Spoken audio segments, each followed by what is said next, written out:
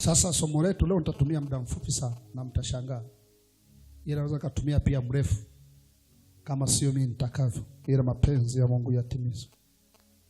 Lakini naona kama nitatumia muda mfupi ili uweze kujua mambo ya Roho Mtakatifu. Ila tutapata muda wa kuomba na tutakuwa tunaombea aina ya fundisho tutakaolifundisha leo. Wale ambao wananifuatilia, siku yetu ya 5 tunajifunza somo linalosema dhana ya nguvu za nani? Za Mungu. Dhana ya nguvu za Mungu. Kwa hiyo kuna dhana nadhani 5 tumeziisha kuangalia. Ya kwanza tuliona dhana ya kwanza ilikuwa ni nguvu ya Mungu haionekani wala shikiki, ila inaonekana kwa matokeo au ikitenda kazi. Dhana ya pili ilikuwa kwamba nguvu ya Mungu ni nguvu juu ya nguvu zote. Mnakumbuka? Tuliona nguvu za Mungu ni nguvu ya uwezo. Kwamba hakuna nguvu duniani, mbinguni, iliyoko juu ya nguvu za Mungu. Na kwambia ile siku ya kwamba usimwogope mtu au mchawi, mganga. Nguvu ulizonazo ni kubwa mno, ambazo kwenye viwango vya kiroho Kristo aliye na Roho Mtakatifu ambaye anajua namna nguvu inafanya kazi na kuziamini, ana nguvu nyingi zenye kiwango cha juu kabisa. Jambo la 3 tuliona kwamba nguvu za Mungu ni nguvu za kubadilisha. Nguvu ambazo zinaweza zikakubadilisha ukabadilika kabisa, ukawa mtu mwingine. Kwa nini? Kwa sababu nguvu zikiingia ndani yako, cha kwanza zinakuzaa mara ya pili, zinaizaa roho yako. Hapo ndo umeokolewa, umeokoka. Umezaliwa mara ya pili, umeitwa mtoto wa Mungu. Biblia inasema Roho Mtakatifu analia ndani yako, Aba, yani baba. Lakini tukaona zinakufanya kuwa mtu mwingine. Tuliona. Lakini tukaona mafuta au nguvu za Mungu ndani yako zinakufundisha. Sasa siku ya jana ambayo ilikuwa ni dhana ya 4, tuliona nguvu za Mungu zinagusa hisia za kibinadamu. Nguvu za Mungu zinagusa hisia za kibinadamu. Bwana asifiwe. Sio tu nguvu za Mungu, lakini zinagusa. Kwa hiyo ili uzitambue na kuzijua, mara nyingi zinagusa hisia zako. Tukaona eneo la faraja. Kuna faraja ya Roho Mtakatifu, anagusa, anakucomfort. Mahali ambapo umeachwa, umeteseka na huzuni na msiba, unaomboleza, Roho Mtakatifu anakupa faraja. Tuliona kwenye kitabu cha Isaya 61, nadhani kwenye aya 2 na kuendelea pale, kwamba kuwafariji wote waliao. Kile pia tunaona Matendo ya Mitume sura ya 9, nadhani ilikuwa sio kama aya 32, kwamba kanisa likapata raha na kufarijiwa na Roho Mtakatifu. Kwa inagusa sehemu ya faraja, kukufariji. Na hakuna mwanadamu ambaye hahitaji faraja. Tunapitia kwenye matukio tofauti. Na matukio yanahitaji faraja ya Mungu. Kuna mahali ambapo faraja ya kibinadamu haiwezi kukugusa ipasavyo. Ila faraja ya Mungu inakugusa kabisa kwenye moyo. Lakini tukaona nguvu za Mungu ndani yako zinakugusa kwa ishara ya moto. Tuliona moto unagusa kwenye moyo, unagusa kwenye mifupa. Tuliona ile Yeremia 29, Yeremia alipoguswa mifupa yake na moyo wake. Tukaona Luka 24:32, waliokuwa wanaenda Emau, Yesu aliposema nao, moto kawa unawaka ndani yao. Lakini akwambia huu moto unapousikia kwenye moyo, kwenye ulimwengu wa roho, unakuwa wewe ni miali ya moto. Niliwaeleza Waebrania sura ya 1 aya 7. Na huu moto ukishakuwa miali kwenye ulimwengu wa roho, unakutengenezea viwango vya kutembea na malaika. Kwa onekana kuambia vile ngazi za kiroho, dimension za kiroho. Kwenye Waebrania sura ya 1, hizo aya zote zinaongeza dimension za kiroho. Zinamzungumzia Yesu kwenye dimension yake au kiwango chake. Zinazungumzia malaika kama ni roho. Lakini zinazungumzia watumishi wa Mungu kama miali ya moto. Halafu kwenye aya mwisho kabisa anasema hao roho watumwao ili kwa hudumu wale watakao rithi wokovu. Kwa hiyo nakwambia ili uwe na kiwango cha kutembea na malaika kwenye ulimwengu wa roho, Mojawapo ya kitu ambacho unapaswa uwe nacho ni moto ndani yako. Na nguvu za Mungu zikiingia na zinabadilika na kuwa moto. Hizi zinavuta viumbe vya Mungu kama malaika kukua pamoja nao. Kwa kadri unakaa kwenye mafuta ya Mungu, kwenye moto wa Mungu, kwenye nguvu za Mungu, malaika wanakuwa rahisi kutembea na kukuhudumia. Lakini tukaona kuna bubujiko, chemchemi na mito niliwaonyesha. Yohana 4:14 inaongelea chemchemi. Nakwambia chemchemi ni kiwango kidogo cha nguvu. Unapompokea Roho Mtakatifu anaanza kuzaa ndani yako chemchemi. Zile chemchemi lazima zizalishwe zije kwenye mito. Ni kiwango cha pili cha ujazo. Kiwango cha kwanza chemchemi, kiwango cha pili cha ujazo ni mito. Kiwango cha tatu ni mito iliyomwagika. Mpaka mafuta na kikombe changu kinafurika pomoni. Hapo ndipo ambapo unaweza ukawagawia watu wengine. Amen. Lakini pia tukaona tetemeko na unyenyekevu. Nguvu za Mungu zina kaida ya kunyenyekesha watu na kuwavunja vunja vipande vipande. Hakuna namna nguvu za Mungu zinaweza kuingia ndani yako ukabaki jinsi ulivyo. Hapana. Utajisikia kunyenyekea. Kwa sababu kazi ya nguvu hizi ni kuvunja mioyo ya wanadamu. Haraka wako ni mgumu namna gani? Nguvu za Mungu zikiingia ndani yako zinakuvunja vunja. Isaya 66 aya 2. Kwamba wale wasikiao neno la Mungu na kutetemeka, wanyonge, mioyo yao iliyokuwa sadaka iliyovunjika mbele za Mungu. Hello? Kwa hiyo nguvu za Mungu zinavunja mioyo ya watu. Sio kuvunja kwa maana ya kuumia, inavunjwa vunja, unabaki kuwa ni moyo mlaini. Ule ugumu, hasira, vitu kama hivyo vinaondoka. Kwa eneo pekee la kunyenyekesha, eneo la nguvu za Mungu. Nguvu za Mungu ndio eneo ambalo ndio zinatumika kuwavunja watu mioyo yao. Kwa wanaposema basi nyenyekeni chini ya mkono wa Mungu, hakuna unaweza kunyenyekea kwa kujitahidi au kwa kupretend kwenye mwili. Watu wengi wananyenyekea kimwili. Biblia inasema mimi ni mnyenyekevu wa moyo, 11 Mathayo 28. Kwenye hizo aya,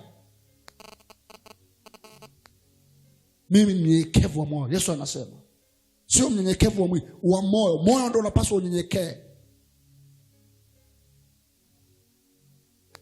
Kwa hiyo ukiwa unaona bado una mambo ya kale ya kiburi, sio mwepesi kusamehe, unawashikilia watu. Ukitaka tu dawa ni nguvu za Mungu. Zikiingia ndani yako, uwe na hakika zitakuvunja vunja. Roho. Ndio maana ukitaka kumsamehe mtu, nenda kwenye maombi ya muda mrefu. Kutoka kule umesamehe. Kwa nini unaweza kusamehe? Sababu nguvu za Mungu zinavunja mioyo ya watu. Wangapi wananielewa? Pigana mikono. Pigia Yesu makofi. Mungu ananiambia kwamba anga liko sawa sawa. Anga liko sawa sawa. Pigia Yesu makofi tena.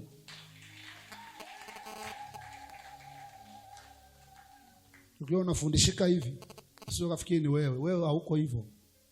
Umekutana na anga. Mwambie mwenzako umekutana na anga. Ndio maana msikiliza mtumishi vizuri. Haleluya. Sasa tuende dhana ya 6 kama sio ya 5. Dhana ya ngapi? Dhana ya 6. Sawa, ya 6 au ya 5? Haya, wewe utajua mwenyewe. Sasa niseme dhana ya 6. Nguvu za Mungu ni nguvu zinazovunja nira. Nguvu za Mungu ni nguvu zinazovunja nira.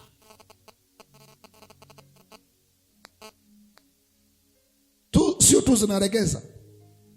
Kanuni ya nguvu za Mungu zinavunja nira. Bwana asifiwe. Sasa Sasa tuone Mathayo sura ya 11:28. Nataka nikuonyeshe hapa. Nguvu za Mungu ni nguvu zinazovunja nira.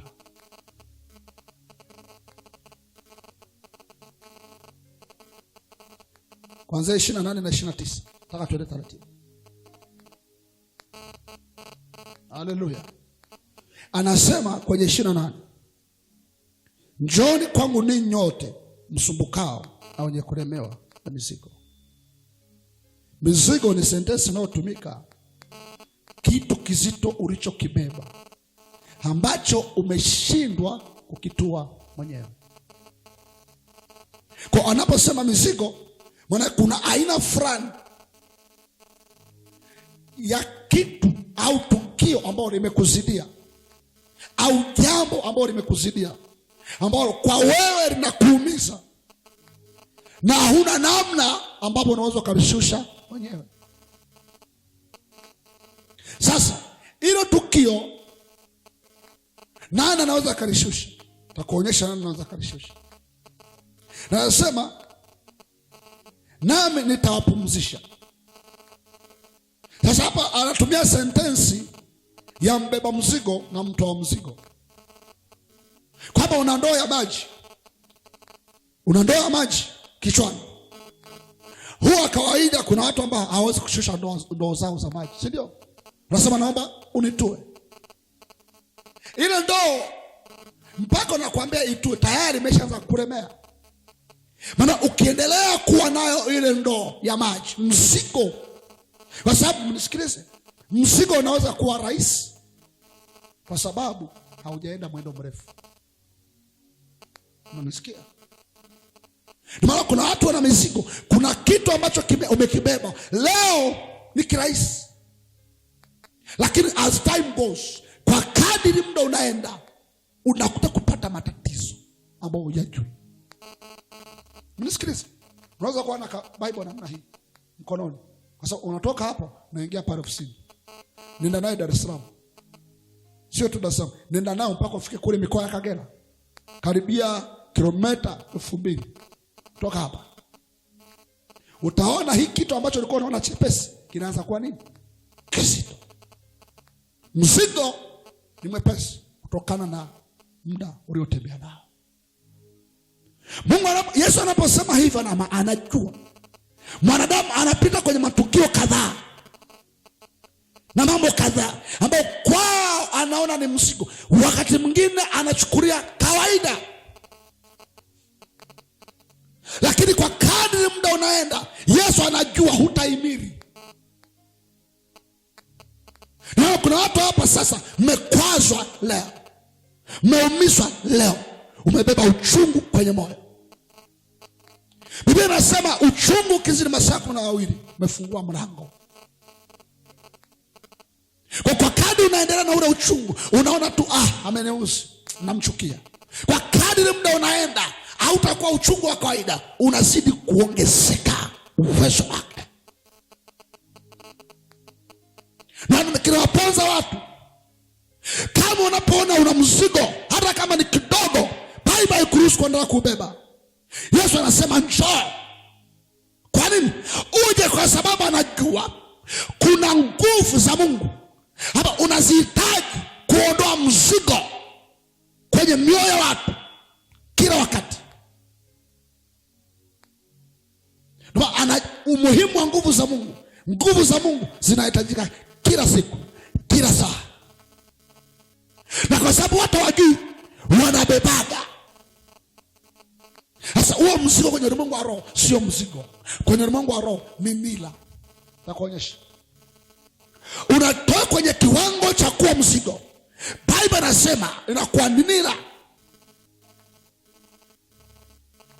Ni kifungo kigumu kwenye ulimwengu wa roho. Endelea kusoma, atakuonyesha. Marabate baseke toda mama. 28. Alafu 29 anasema jitieni nira yangu. Mbona hiyo sentensi? Jitieni nira yangu. Kwa nini? Yesu anajaribu kusema Ukisha kuwa na mzigo kwenye mlango wa roho, unageuka na kuwa nira. Hapa nasema jitie nira. Maana yake nini? Tua mzigo wako, beba wa kwangu. Mzigo wa Yesu ni nini? Mwepesi. Hakuna mtu anaweza kabeba jambo la kimungu akazidiwa. Hayo. Ndio maana mnasikiliza. Kwa mfano, ukibeba huduma ni mzigo, ni nira, ila ni nyepesi. Kwa sababu gani? Unaibeba kwenye msingi wa nguvu. Unaibeba kwenye msingi wa nguvu. Kwa nini anasema jitie nira? Kwa sababu anajua nira ya Yesu haiko yenyewe. Chini yake kuna mafuta, kuna nguvu zake ambazo kwazo zinafanya mzigo uonekane mwepesi, hata kama ni mgumu, hata kama ni mzito. Wewe mzigo ulioubeba hauna msingi wa kukubebea. Mzigo wako umeupa moyo wa kibinadamu, hauna foundation, hauna msingi. Nira ya Yesu ni nyepesi kwa sababu anajua ukienda kwake hakupi tu nira, anakupa mafuta, alafu anakupa na nira. Pigia Yesu makofi. Haleluya, haleluya. Ongeza makofi kwa Bwana aliye mengi. Anasema mjifunze kwangu. Mjifunze kwangu. Kila wakati Mungu anapokupa mzigo wake, sawa? Mwana Yesu, na sisi kama mnaelewa. Kila wakati Yesu akupa mzigo wake, anakupa na maarifa kwenye huo mzigo. Okay, sisi kama mnaelewa. Nisikilize. Yaani kama hivi natoka hapa una Biblia, si ndio? Halafu Yesu anakuambia huu ni mzigo wake. Halafu fika kwenye gari, kumbe kwenye vitu kuna sehemu ya kupachika nini? Biblia. Sasa hilo fundisho umelipata wapi? Mnisikilize vizuri sasa, kusikama kama unaelewa. Kwa sababu kuna sema na wapeleka. Hilo fundisho la huo ufahamu umeupata wapi? Umeupata wapi? Kwa sababu ukibeba nira ya Yesu, msingi wake ni nguvu za Yesu. Sawa? Kazi ya nguvu ni kukusaidia uone mzigo ni mwepesi, lakini sio tu ni kusaidia kukufundisha jinsi ya kubeba mzigo. Waraka wa kwanza Yohana 1:27, mnakumbuka? Mafuta ndani yenu yatawafundisha kuyajua yote. Sasa ukiwa hauko upande wa Yesu, maana yake nilo ulionayo haiko upande wa Mungu. Matokeo yake unakosa vitu vingapi? Viwili. Moja, moyo wako unabeba, unalemewa kwa sababu hauna msingi. Halafu namba mbili, hauna maarifa juu ya mzigo. Ndio maana sikio watu wengi sana ambao wanapata mizigo kwenye akili yao na mioyo yao, wanaishia kuumia. Hello? Sasa mnisikilize. Mnisikilize. Mafuta ya Mungu kwenye ulimwengu wa roho yanaweza kukusaidia kubeba mzigo wa Yesu. Kama anaweza kukusaidia kubeba mzigo wa Yesu, maana yake yana uwezo wa kuvunja mzigo usio wa Yesu. Bado hujanielewa. Hii nguvu ya Mungu maana yake kiwango chake cha kubeba ni kiwango chake cha kubomoa. Ndio maana nasema nitawapumzisha. Maana yake mzigo ambao sio wa kwangu nitaubomoa kwanza, alafu mimi nitawapa mzigo wa kwangu mwepesi. Maana yake nini? Ukija kwa Yesu unabomoka kwanza. Ukija kwa Yesu unabomoka kwanza. Yesu, kwa sababu nguvu za Mungu dhana yake haziwezi kukaa kwenye kitu kisicho cha Yesu. Ndio maana nguvu za Mungu hazichanganywi. Huwa zina kawaida ya kubeba nyumba ya Yesu, hazibebe nyumba isiyo ya Yesu.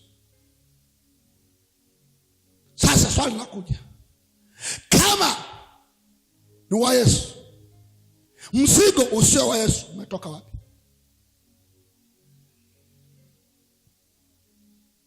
Mnasikia vizuri? Kama wewe ni wa Yesu, mzigo usio wa Yesu umetoka wapi? Maana yake nini? Wewe ni wa Yesu, hauna mafuta ya Yesu. Mpige Yesu makofi kama watu wananielewa. Yaani iko hivi, unaweza ukawa na Yesu na usiwe na nguvu zake. Ndio maana Biblia inasema mtakeni Bwana na nguvu zake. Sio Bwana tu, ukimpata Bwana tafuta na nguvu zake. Ukimpata Roho Mtakatifu tafuta na nguvu zake. Wakristo wengi wanashangaa, mtu ameokoka miaka mingi lakini bado ana mateso, lakini bado ana vifungo, lakini bado ana mapepo. Ni kwa sababu Yesu anaye hana nguvu zake.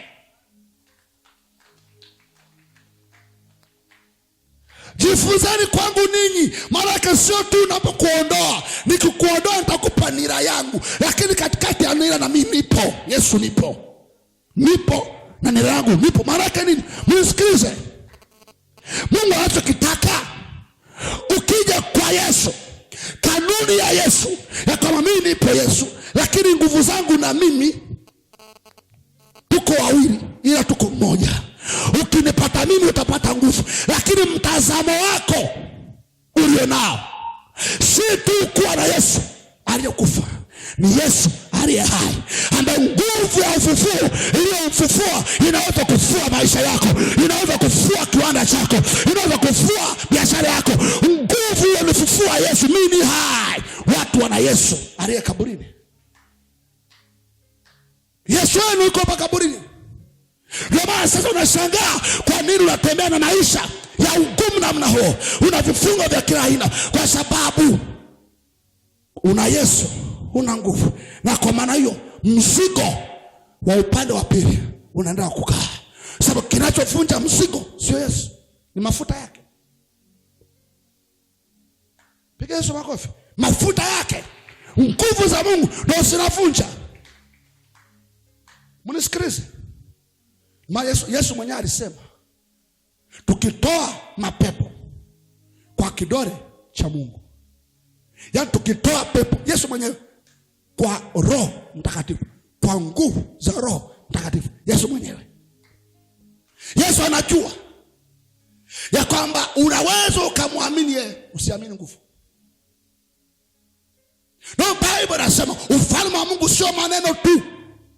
Mara kuna watu wanaamini maneno. Hao ndo tunasema wanafarisafa. Kanisani ni watu wa dini. Yesu anamtaja, Yesu anaye, lakini matokeo kwenye maisha yao yana vifungo. Hakuna kitu kinaenda, hakuna mambo yanatokea. Maisha yao yamejaa vifungo vya kila namna. Wanaweza kuja kanisani wakaomba, lakini ndani yao kuna vitu bado vinawabana kwenye kona. Why? Hawajajua msingi wa ushindi ni kwenye mafuta.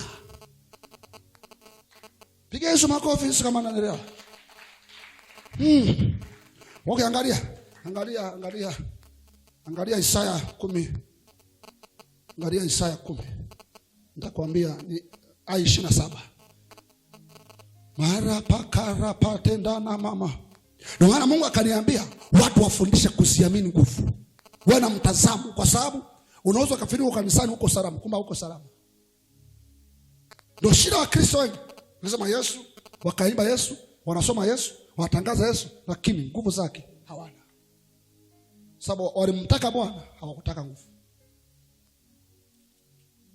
Mande kezo kozanda kazo, mankeza katana makando. Isaya 10:27. Tena itakuwa siku hiyo, mzigo wake utaondoka begani mwako na nira yake shingoni mwako, nayo nira itaharibiwa. Kwa sababu gani? Kwa sababu ya kutiwa mafuta. Piga Yesu makofi. mzigo wake, nia yake vinaweza kuharibiwa kwa sababu ya kutiwa mafuta. Maanake nguvu za Mungu zikienda mahali, hakuna kifungo kinaweza kubaki. Inawezekana umerogwa miaka mingi, lakini nguvu za Mungu mahali zilipo, kifungo hakiwezi kubaki. Yule mwanamke alikuwa na ugonjwa, alipotafuta mafuta kwa Yesu, zile nguvu anaweza akapona saa hiyo. Mafuta yanavunja nira. Upako unavunja vifungo. Inawezekana umefungiwa kuzimu, umefungiwa kwenye makaburi, lakini katikati ya nguvu za Bwana hakuna kifungo kitabaki, hakuna vifungo vitabaki, hakuna mzigo utabaki. Bwana mafuta yake yanavunja na kuharibu vifungo vyote. Kwa nini una kifungo?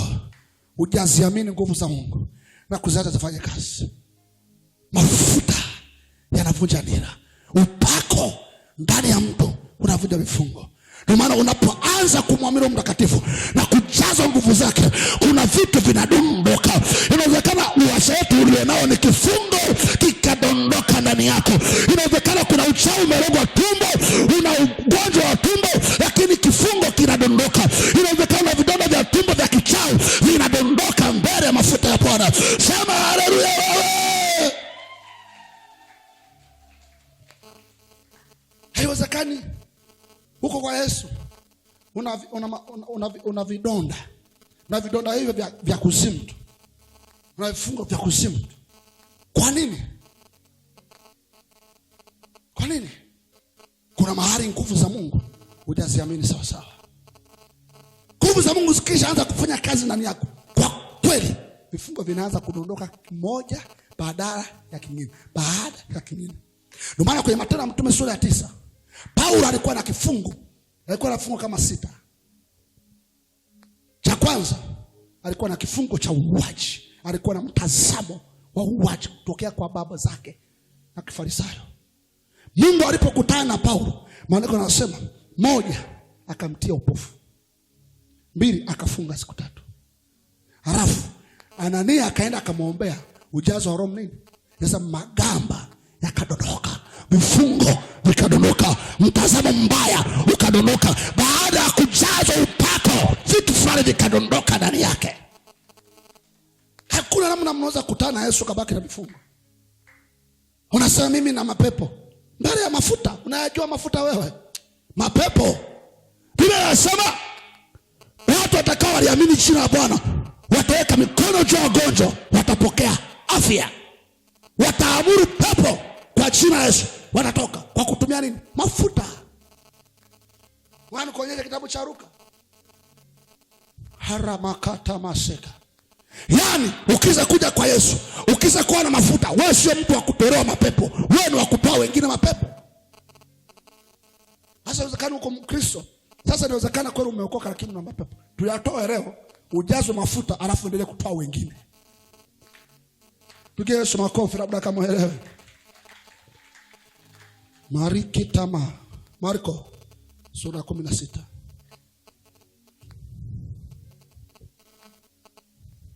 Oramakaramas. Marko 16.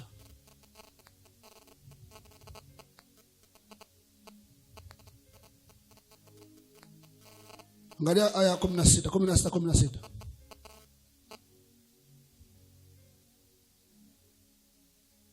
Akamwambia, nendeni ulimwenguni mote mkahubiri injili kwa kila kiumbe. Aaminie na kubaliwa ataokoka, asiyeamini atahukumiwa. 17. Na ishara hizi zitafuatana na hao waaminio. Kwa jina langu watatoa pepo, watasema kwa lugha mpya, watashika nyoka hata wakinywa kitu cha kufisha hakitawadhuru kabisa. Wataweka mikono yao juu ya wagonjwa na watapata afya. Sasa unaweza kujiuliza, ahadi hizi zimeenda wapi? Kila aminie, ukimwamini Yesu, ishara hizi zinafuatana. Utaweka mikono juu ya wagonjwa, watapokea afya. Utazungumza kwa lugha mpya. Utaweka mikono juu ya wagonjwa, watapokea afya. Utaamuru pepo, wataondoka. Lakini bahati mbaya, wewe ndio unahitaji msaada. Ukiona hivyo umeamini, hivyo vitu vitokee. Sio kwa sababu Yesu hajaahidi, kwa sababu hujajua kanuni yake. Kanuni ya aminia ishara kufuatana ni kwa sababu ya mafuta, nguvu za Mungu ndani ya mwanadamu ndio zinakusababisha uwe ni kitu fulani ambacho unaweza kusababisha maafa kwa shetani ya ajabu. Uwezo karibu kaza shetani, una uwezo. Nguvu za Mungu ukiziamini. Kama umeamini, kwa nini vitu havitokee? Kwa nini hata mtoto akiumwa nyumbani hawezi kumwekea mikono? Kwa sababu ni wazembe wa kutafuta nguvu. Ni wazembe. Hatuna kanuni za kuhakikisha nguvu zinafanya kazi. Yesu ndo aliyesema, angalia hapo alichokisema kwenye Efeso 3:20. Efeso 3:20. Ambao msanta uzungumza pia huko tunapoendelea. Sisi kama kuna watu angalia anasema hivi. Basi atukuzwe yeye aweza kufanya mambo ya ajabu mno kuliko yote tuyaombayo au tuyawazayo. Sasa niishie hapa. Paulo anasema atukuzwe yeye. Nani? Yesu Kristo, si ndio? Mungu mwenye nguvu, mfalme wa amani, ana kila kitu. Atukuzwe yeye Yesu Kristo uliyemwamini wewe. Anaweza kufanya mambo makubwa kuliko tunayoomba au tunayowaza. Lakini haya mambo makubwa huwa hatuyaoni kwenye maisha yetu. Anasema hivi kwa sababu huyu Yesu yuko tayari kufanya, yuko tayari kukujibu, yuko tayari kutenda mambo makubwa magumu ambayo unaona kama haiwezekani, ila anaweka sharti. Anasema hivi, kwa kadri ya nguvu itendao kazi ndani yetu. Maana yake uwezo wa Yesu kutenda mambo makubwa unategemea na nguvu zitendao kazi. Nguvu zikitenda kazi ni mlango wa Yesu kutenda. Unaweza kuona kitu fulani cha ajabu kwamba Yesu anaweza kutenda, lakini anasema kwa kadri ya nguvu. Yesu mwenyewe ndo ametoa neno. Anajisemea kwamba mimi mnaniamini, mimi mnatembea na mimi, mmebatizwa, mnanitaja jina langu, ila mimi ninayofanya kazi ili nitende mambo hayo makubwa unayotaka kuyaona, mimi lazima nguvu ambayo nimekuachia ndani itende kazi. Kwa ukijitenganisha Yesu, ukimtenganisha na nguvu zake, umejitenganisha na mafanikio yako. Nguvu za Yesu na Yesu inapaswa viende pamoja. Ukiwa na Yesu, nguvu za Yesu siwe na wewe. Anasema tafuteni yeye na nguvu zake. Sababu kuna watu wanatafuta Yesu, watafuti nguvu. Na mimi concern yangu hapa ni kwamba watu wajue ya kwamba utendaji wa Yesu katika maisha ya wanadamu, Mungu katika maisha ya wanadamu, unategemea na nguvu zinazotenda kazi. Ndio maana kuna mtu mmoja anaitwa Yakobo. Yakobo alikuwa mtumishi wa Mungu. Alikuwa mtumishi wa Mungu. Biblia inasema wakamtafuta kumuua, wakamkamata, wakamuua. Unaweza ukafa na Yesu ni Bwana. You can die while Jesus is Lord. Unaweza ukafa na bado Yesu ni Bwana. Wakamuua. Akashangaa na kufanya na kati Yesu yuko pamoja nami. Kwa nini? Kwa sababu kuna kanuni za kiroho. Wakamkamata Petro, naye vile vile kwa sababu amemuua Yakobo akafurahi, watu wakafurahi, kamkamata. Matendo ya Mitume sura ya 12. Wakampeleka kwenda kuuawa. Naye alikuwa hataki kufa. Biblia inasema wanafunzi wakashtuka, wakaenda kuzitafuta nguvu kwenye maombi. Walipoomba, Petro akaachiwa. Kwa nini? Kwa sababu Yesu anaweza akawa mbinguni mkafa mkaisha. Warudie sentensi. Yesu anaweza akawa mbinguni na mkateketea mkaisha. Na Yesu yupo anawaangalia. Kwa sababu yeye anafanya kwenye mkono wa nguvu zake. Na ndio maana akasema hamtabaki yatima nikishaondoka mimi. Atakuja Roho Mtakatifu ndani yenu, atawatia mafuta, atawatia nguvu. nguvu. Hizo nguvu nikiziona nitawasaidia. Bahati mbaya tuko yatima. Why? Hatujui kanuni ya nguvu za Mungu. Ndio mambo mengi sana ya kiroho yanaenda kwenye nguvu. Nguvu za Mungu zinatembeza vitu vingi sana. Vifungo vingi vinavunjika katikati ya mafuta. Mahali penye mafuta sijawahi kuona kifungo kinashindikana wanadamu. Nisikilize, mafuta haya Bwana yanaweza kuvunja kifungo chako cha ukoo mzima kikavunjika. Kifungo chochote cha giza kikavunjika. Yao mashetani yakavunjika. Wale wakuu wa anga kikavunjika. Hakuna kifungo kinabaki. Kifungo chochote kinavunjwa na mafuta ya Bwana. Kamasha katama. Tumebaki na vifungo. Tunamrudia Yesu kila siku. Yesu anaumia. Watu hao hawajui kanuni. Tunateswa na mambo mengi. Na Yesu alikufa msalabani. Mnisikilize. Msalaba bila nguvu umebatilika.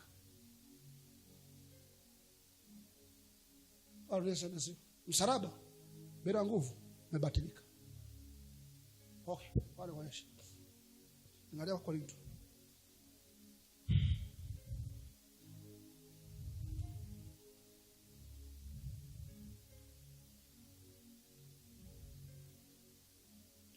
Makorinto wa pili wa kwanza 1:18. Kwa sababu neno la msalaba kwao wanaopotea ni nini? Ni upuzi. Bali kwetu sisi tunaookolewa. Angalia mbele anasemaje? Bali kwetu sisi tunaookolewa. Mbele anasemaje? Si kama tunaelewa. Bali kwetu sisi maana yake wale wa mataifa hawaoni kama ina maana kwa sababu hawaweza kaziona nguvu zake. Ile sisi tunaookolewa ni nguvu yetu. Maana yake kwenye msalaba kuna nguvu inayotokea kwenye msalaba. Huo msalaba unaoona kuna watu wengine waliweka msalaba ule ule. Ndio maana kabla Yesu kuingia msalabani kuna watu walishaweka msalabani wengi. Ndio maana hata Wayahudi sio kama walifanya kwa Yesu peke yake. Ndio ilikuwa kanuni. Mtu yote aliyeraniwa alikuwa anaweka wapi?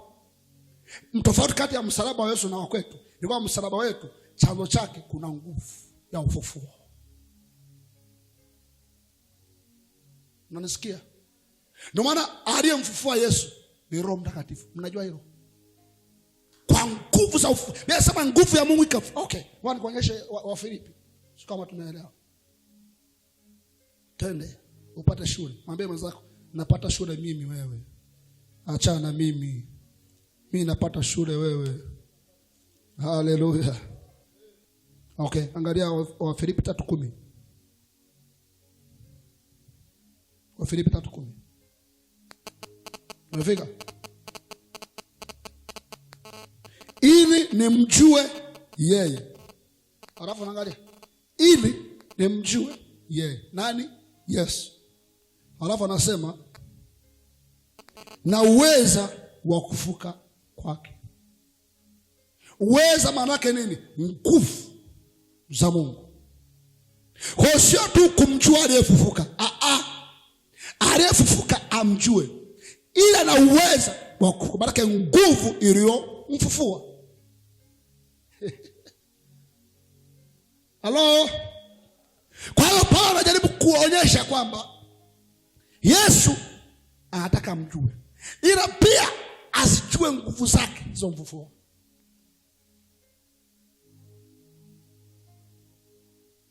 Haleluya. Okay. Twende. Luka 4:14 na 18. Alafu kabla ya kusoma Luka 4:14-18 tusome Luka Isaya 61:1. Isaya 61:1. Amanda la mashi. Karamanda na ne shire na. Pepa kasiketona na mando. Urana na makokoria na. Shara na maneni. Isaya 61:1 na ile aya pili. Roho Bwana Mungu ijuu yangu kwa sababu Bwana amenitia mafuta niwahubiri wanyenyekevu habari njema. Ametuma ili kuwaganga waliovunjika moyo, kuwatangazia mateka uhuru wao, na hao waliofungwa habari za kufunguliwa kwao. Huu mstari Isaya aliusema. Sasa nisikilize. Kuwaganga waliovunjika moyo, kuwafungua waliofungwa, kuwatangazia uhuru wao, kuwahubiria habari njema, zilitegemea mafuta. Kwa nini? Roho wa Bwana Mungu yu juu yangu. Kwa Roho wa Bwana kisha kuwa juu yangu, haya yatatendeka. Kwa nguvu za Mungu ndo zinasababisha mambo ya Mungu yaendelee mbele. Sasa Yesu, Luka 4:14 takuonyesha. Luka 4:14.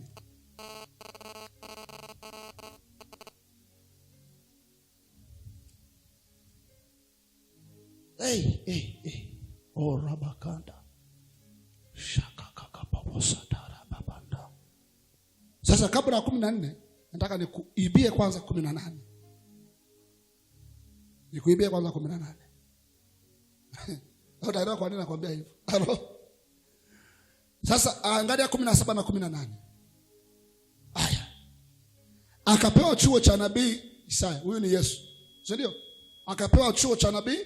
Chuo manake ni gombo au maneno ya kwenye vitabu vya Isaya. Yaani gombo lori, maana ni Biblia ilikuwa inakunjwa. Sasa anaposema chuo usio kwenda kusoma degree au diploma au certificate. Sawa? Alikuwa anazungumzia kwamba hii sasa ni ile neno la Mungu ambalo lilikuwa kwenye Isaya. Anasema akakifungua chuo, akatafuta mahali palipo andiko. Huyu ni Yesu mwenyewe. Roho wa Bwana yu juu yangu, kwa maana amenitia mafuta kuwahubiri maskini habari njema. Amenituma kuwatangazia wafungwa kufunguliwa kwao, na vipofu kupata kuona tena, kuwaacha huru waliosetwa. Sasa mnisikilize. Yesu alisema haya. Sio tu amekurupuka. Yaani Yesu akusema Roho wa Bwana yuko juu, amenitia. Aise, haya mambo asingeyaweza. Mnisikilize. Yesu anasema haya akiwa anamaanisha kwamba mimi niko tayari haya kuyafanya. Ndio maana baada ya paka akasema haya yametimia. Yametimia maana yake tayari yametimia, na mimi ndo nitakayeyatimiza haya. Sasa Yesu akurupuka. Angekuwa mtu fulani angeenda akachukua. Ndio maana sasa watu wa dini wanachukua nani vitabu wanakuja kusoma namna hii. Aviendi hivyo. Sio tu kwa sababu kimeandikwa na kisoma. Yesu anakisoma akiwa na maana fulani. Angalia aya 14.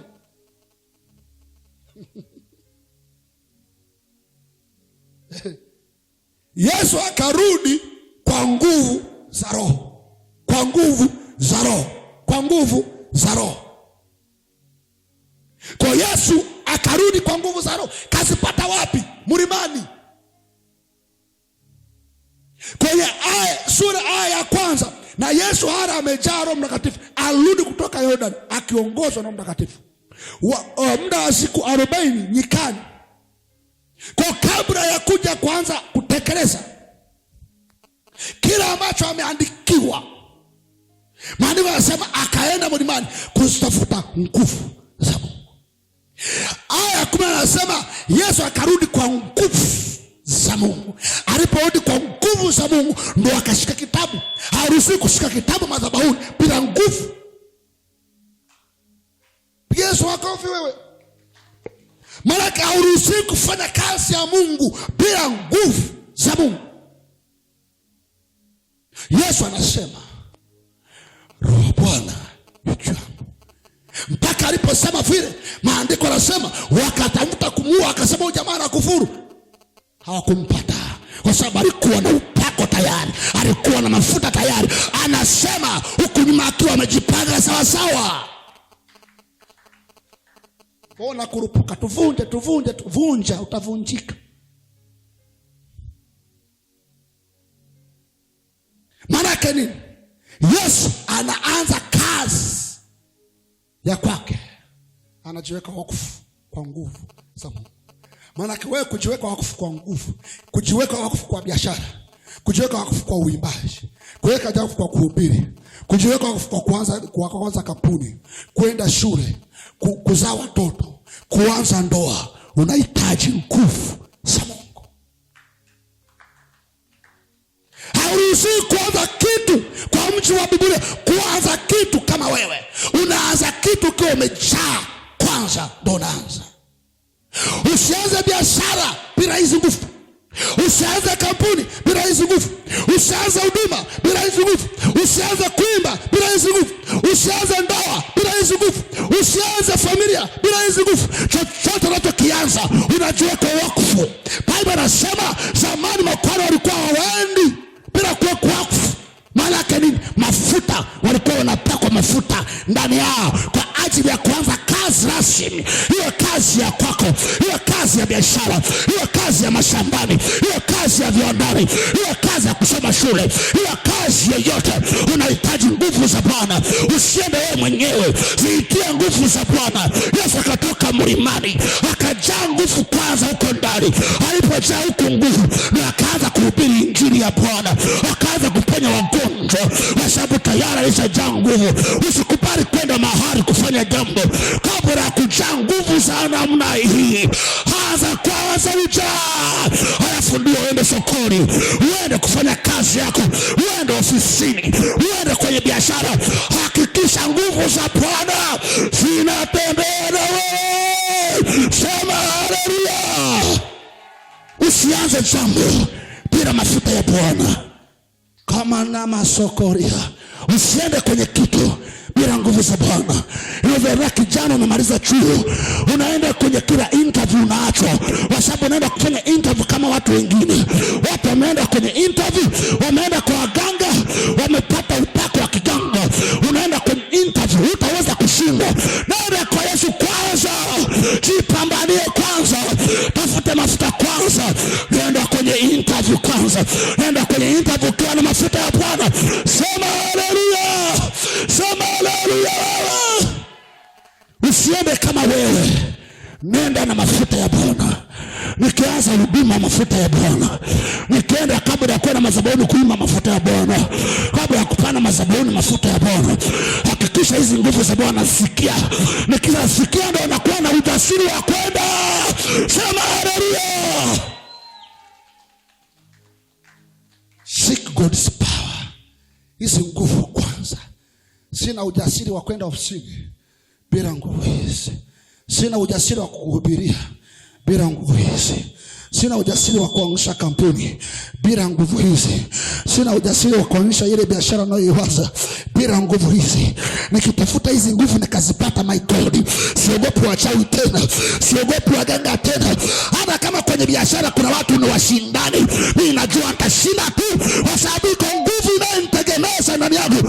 Maandiko yanasema tupae nguvu ya kupata utajiri. Sema haleluya. Nguvu za Mungu ndio zinakupa hatua ya kuchukua hatua. Usijiamini wewe, usijitegemee wewe.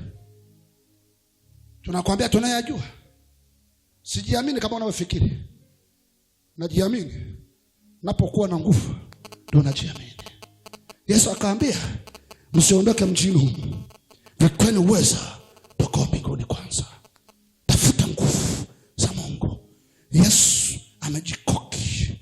Ndio maana huduma yake haikuwa huduma ya kawaida, kwa sababu kanuni ya kiroho, kila kitu kinaanza kwa kuwekwa wakfu na mafuta. Biblia inasema Musa kwanza pasipo damu, kila kitu alikiweka wakfu, akaweka damu, akaweka na mafuta ya Mungu, kikapakwa mafuta, ndipo kaenda kufanya kazi kanisani. Sasa bahati mbaya watu wanafanya vitu, unapata shamba, unaanza shamba, nguvu za Mungu hazipo, uliombei, unaenda tu. Biashara yako unaenda kufanya biashara ya genge, mama ntilio na kufanya kazi huko ndani, watu wanaokuzunguka ni wachawi. Kila siku watafuta mafuta upande wa kisa, wewe unaingia kawaida. Unakuja kumwambia Yesu, Yesu we, biashara yangu imefilisika hivi. Yesu uko wapi? Yesu yuko wapi? Hataonekana milele. Sababu hujajua. Yeye amekwambia utafute kwanza ufalme wake. Hajasema umtafute yeye, utafute kwanza ufalme wake. Sio kama tunataka isenese. Ufalme wa Mungu unatekwa na wenye nguvu. Kwa hizo, bila hizo nguvu ufalme huwezi kuupata.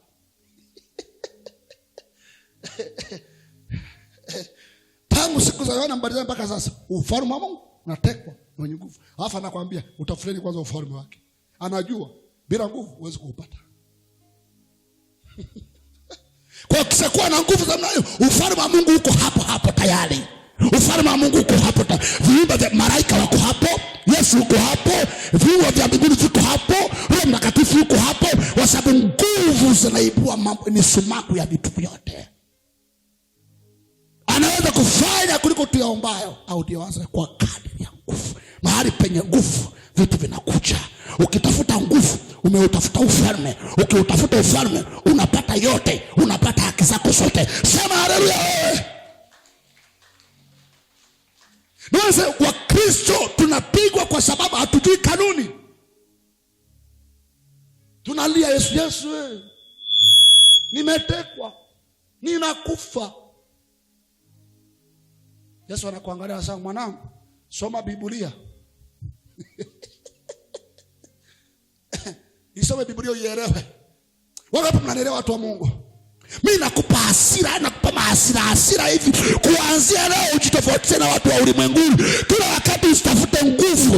Ukienda sokoni nguvu. Find the power of God. Tafuta nguvu za Roho Mtakatifu. Iwe inawezekana, isiwe inawezekana. Iwe asubuhi, iwe mchana, iwe jioni. Mtu mmoja anaitwa Danieli, wakamtengenezea zengo ya kwamba afukuzwe kazi akashinda kwa sababu alikuwa mwaminifu. Wakamtegea sheria, wakamdumbukiza kwenye tundu la simba. Alafu akasema kanuni ya kushinda ni kutafuta nguvu. Wakasema siombe siku 30. Naye akaomba mara 3, akafungua la madirisha kuelekea Yerusalemu. Akajua kabisa huwezi kushindana na mtu mwenye upako. Akazitafuta nguvu asubuhi, mchana, jioni. Wakamdumbukiza kule makali wa simba. Simba walikuwa hawana nguvu za kumng'ata, za kumteketeza. Angalia wale wengine ambao walikuwa wako hapo tu, walipodumbukizwa wakiwa mlangoni mwa tundu, vipande. Adui wako atapigwa vipande, kwa sababu upako ulionao ni juu ya upako mwingine. Atamezwa vipande.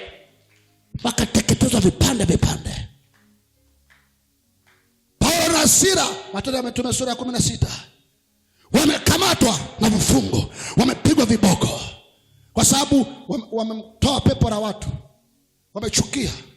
Shetani akaleta fitina, wakawakamata, wakawaingiza kwenye gereza, wamefungwa kwenye mikono hivi na miguu, wameingizwa kwenye chumba cha ndani.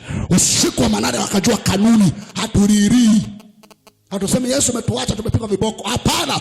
Wakaamka usiku wakaanza kusifu na kuomba, kusifu na kuomba. Watu waliokuwa wamefungwa wanaweza kusifu. Wamepigwa viboko, wameibishwa, wakati tamaa, wanaendelea kusifu na kuabudu na kuomba usiku manane. Maandiko yanasema wakaritia jina la Bwana, vifungo vya gereza vikavunjika, malango yakavunjika. Nguvu ya Bwana ikatikisa gereza namna hii, kwa sababu walijua kanuni ya kukaa kwenye nguvu za Bwana. Ukikaa kwenye nguvu za Bwana, malango ya gereza yanavunjika, vifungo vya gereza vinavunjika, misingi ya gereza inavunjika, mafuta yanavunja dira. Sema haleluya. Wakatoka. Mlinzi wa gereza akashangaa, akataka kujiua. Kwa nini hawa watu wamepigwa viboko? Wewe umeachwa na mume, hata kuomba umeacha. Na hapo ndo unapotea, kwa sababu nikwambia ukibaki na mzigo, kwa kadri unatembea nao ndo unazidi kufa hivyo. Walipigwa viboko, wakaibishwa na wakuwa na kosa. Wakajua kanuni, bila kulitia jina la Bwana, kutafuta nguvu za Mungu, tutakufa hapa, tutafungwa hapa, kifungo chetu kitakaza. Wakaliitia jina la Bwana. Hata uwe kwenye shida namna gani, usahau kanuni ya kutafuta nguvu. Ni nani aliye na kifungo ambacho kimeshindikana? Niko hapa kukuambia hicho kifungo kilichoshindikana kwenye mafuta kitashindikana. Kwenye mafuta kitavunjwa. Vifungo vitavunjwa, kwa sababu upako wa Bwana ni moto unateketeza Nyosha mikono milicho. Haramata masaka. Kikita na.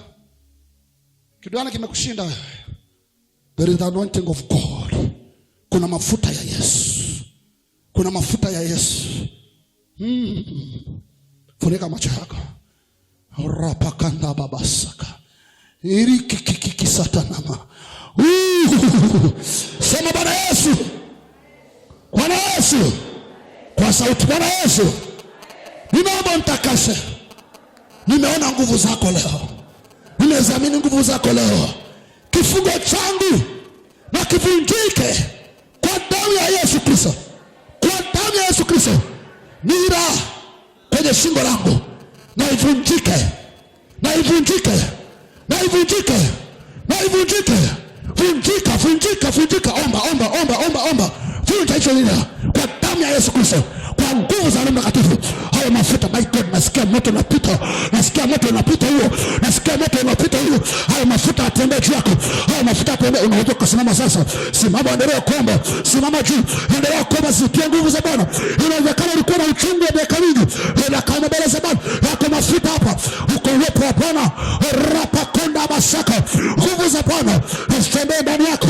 Zitembee juu yako. Vifungo vya giza. Mapepo yaliyopakoria. Iko nguvu ya Bwana yenye kuvunja vifungo. Nira vunjika. Nira vunjika. Vifungo vunjika kwa damu ya Yesu Kristo. Mahali penye nguvu za Bwana. Repokoria. Kanara baseko. Uwe mzigo mzito kwenye mabega yako. Unavunjwa. Unavunjwa.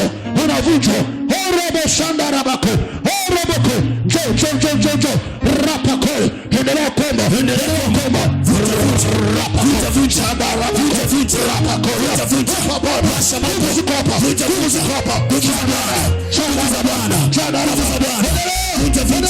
Vuta vuta. Vuta vuta. Vuta vuta. Ongeza hasira. Ongeza hasira. Omba. Vuta vifungo. Vuta hasira. Vuta vuta. Achilia moto. Achilia moto. Achilia moto. Misingi ya magonjwa ivunjike. Ivunjike. Misingi ya umaskini ivunjike. Misingi ya mapepo ivunjike. Ivunjike. Ivunjike. Ivunjike. Ivunjike. Siku ya maombi. Siku ya maombi. Siku ya maombi. Siku ya maombi. Siku ya maombi. Siku ya maombi. Kwa damu ya Yesu. Achiondoka. Achiondoka. Nguvu za giza. Nguvu za giza. Nguvu za giza. Achiondoka. Achiondoka. Achiondoka. Haya. Haya. Kwa damu ya Yesu. Kwa damu ya Yesu. Hayaondoka. Hayaondoka. Moto unakulipua. Moto unakulipua. Moto unakulipua. Unabomoa. Hiyo misingi yako. Tunabomoa. Tunabomoa. Power. Power. Power. Power. Power. Sukuma maombi. Sukuma maombi. Kwa damu ya Yesu. Sukuma maombi. Sukuma maombi. Kwa damu ya Yesu. Sukuma maombi.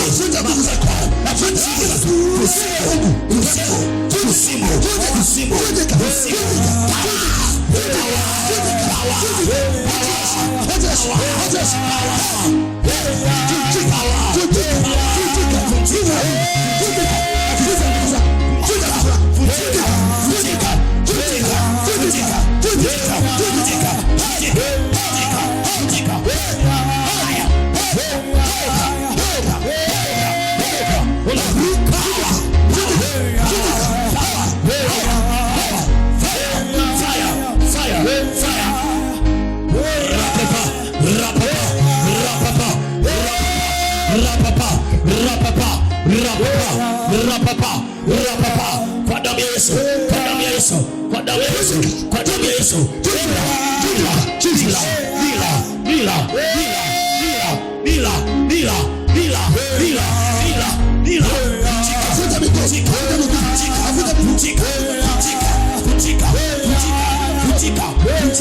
Nira za mapepo. Nira za mapepo.